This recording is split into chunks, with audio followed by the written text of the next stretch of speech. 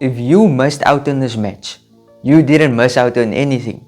Matter of fact, this match was won by individual brilliance. But this was the starting 11. This starting 11, to me, it looks good. This is what people were asking for. The diamond with Vinny, Bellingham, and Mbappe in the front. And look at that. You're seeing the 3 best players in the world. You're seeing the 3 best. Jude Bellingham, a central attacking midfielder, he's on the Ballon d'Or shortlist. Mbappe, we know him as one of the best players in the world. We look at Vinny, he's going to win his Ballon d'Or. So you have the 3 best players in the world in your attack. And what do you expect? You expect them to destroy Villarreal. You expect them to cook. And what did they do? They did nothing. As a Madrid fan, it's so disappointing because before, when the season began, people were saying it's going to be scary. Europe is going to fear this trio. In all honesty, I think Barcelona's attack is far superior. Not because of the names, because of the way they play together. And this brings up a bigger point because you know you can have the best players in the world. You can have them playing in the attack. But can they play together? Because we know Vinny and Mbappe can't play together.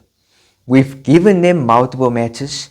They just can't connect. There was one time which they tried to connect and they almost did. In which Vinny made a pass through to Mbappe. But Mbappe takes a heavy touch. Keeper gets it. Chance gone. So this is the problem we have. They just can't connect.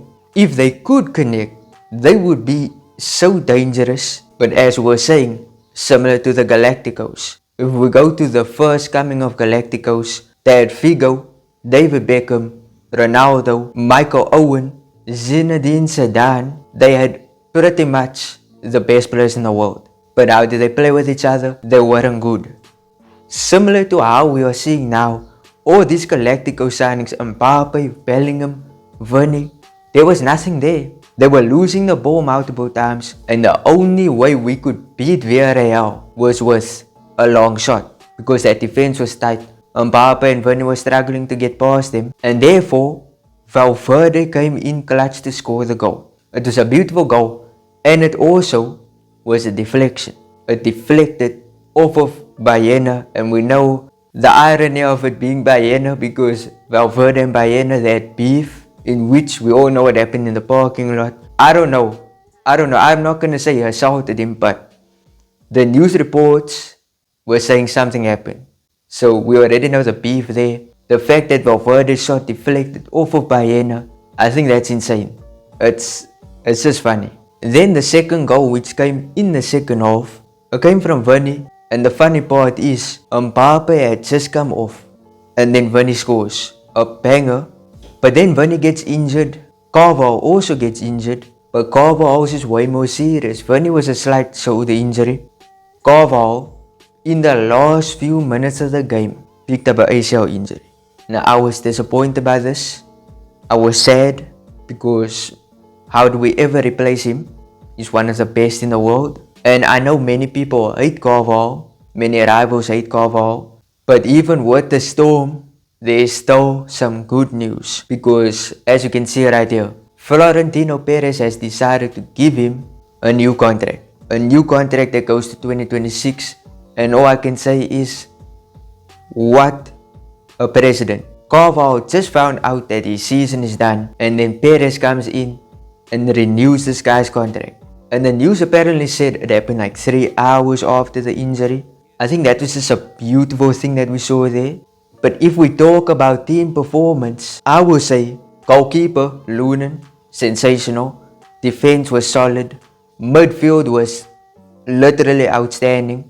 But the attack which is the most important thing in my opinion, there was none of it. And I think I know how this team solves it. Because go to the Alaves match, 4-3-3, with Rodrigo, with Mbappe and Vinny.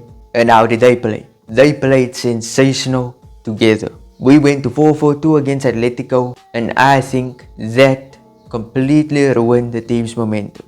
Mbappe got injured, came back from the injury, has to now play in a new role, 4-4-2 diamond, and he has to play as the right striker.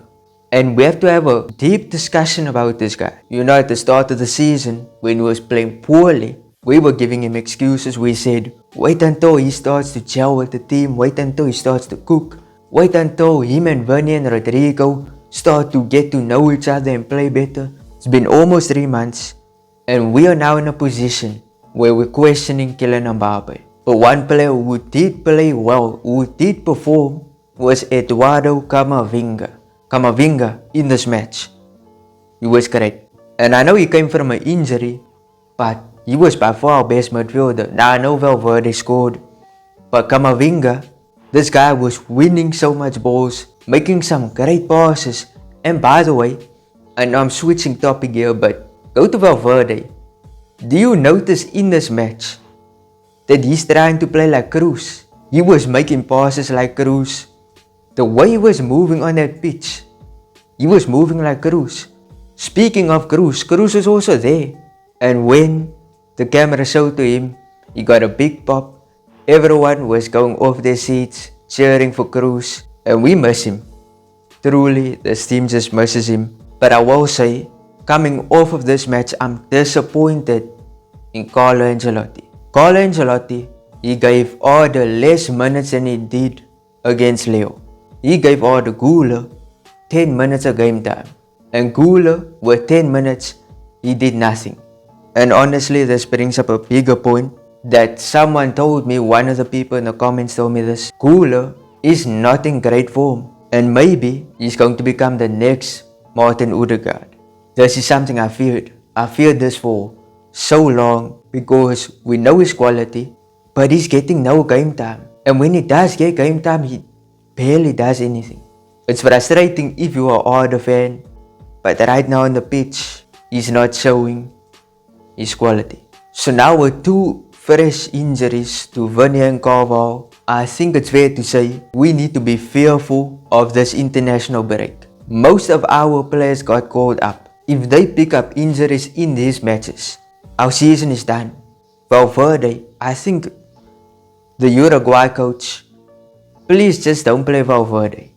But honestly, a boring game, and I would truly love to hear what you guys have to say in the comments. But listen, international break is also coming up, so we're coming off a boring game to a boring period of football. No club football.